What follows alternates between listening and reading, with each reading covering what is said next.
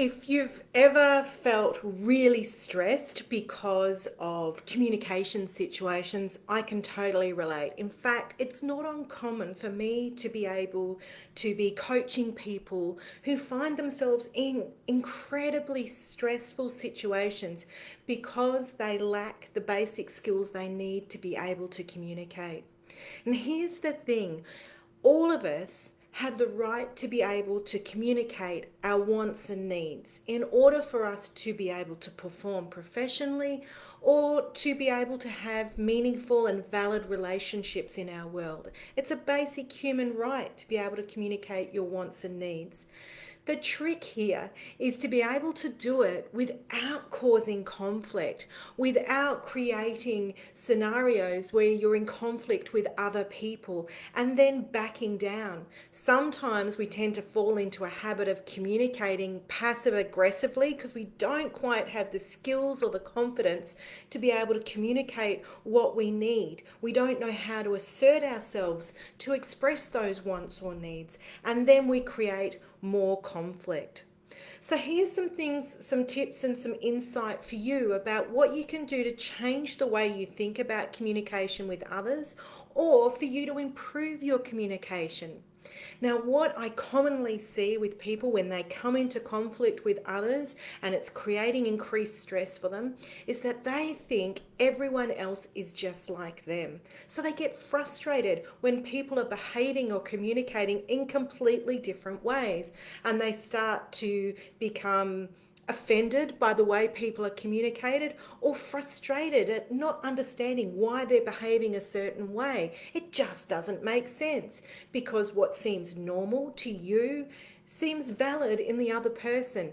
Yet if they've got a different style of communicating, behaving, working, if they're just a different personality to you, it may cause conflict. So you need to bear in mind that we are all different and some people might be very different to you.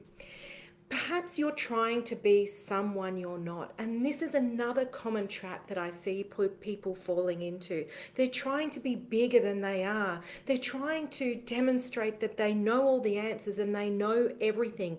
And it causes them to become caught out later on.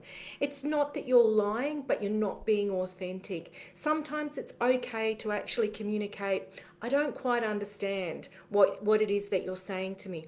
Or perhaps that you're saying to somebody, I don't have all the answers to that, let me know. Or that's out of my scope of experience, let me look into that for you. Sometimes it's worthwhile being transparent. You don't have to show everything, but sometimes you might just want to say, let me come back to you on that. I need to look into it more.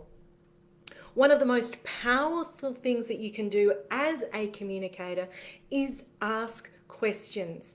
It's a difficult thing to listen, especially if you're someone like me who's a talker, but the power of communication is in the listening.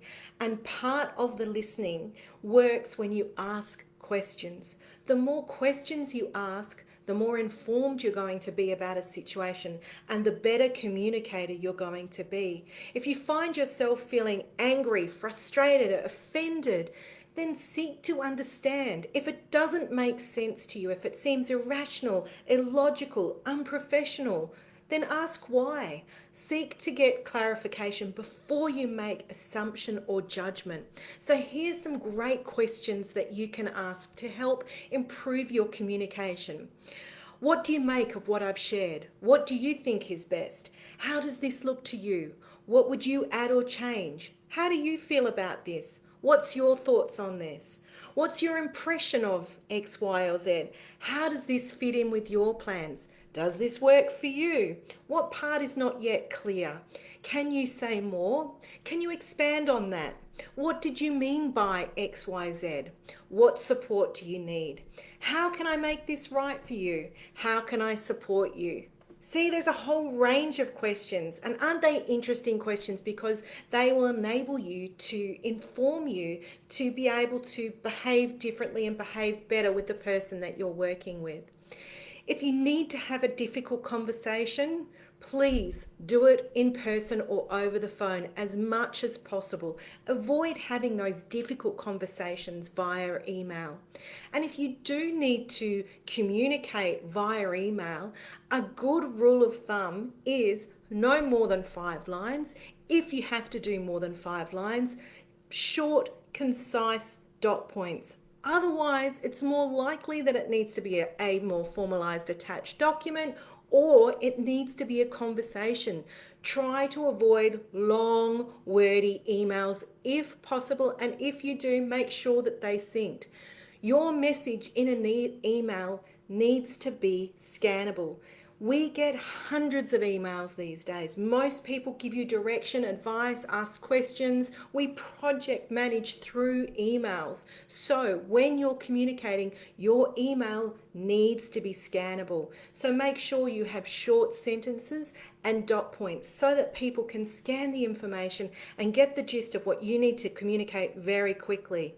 Make sure your subject line really communicates what's in the body of the email. Once again, people often scan their emails and make a decision on what they need to respond to based on the subject line. And if yours isn't clear, it may mean they avoid that email.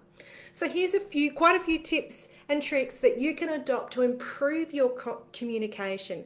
And if you adopt these little tips and tricks, it's going to reduce the amount of confusion and conflict that you may have in your world. Now, these are just a few little tips and tricks that you can apply.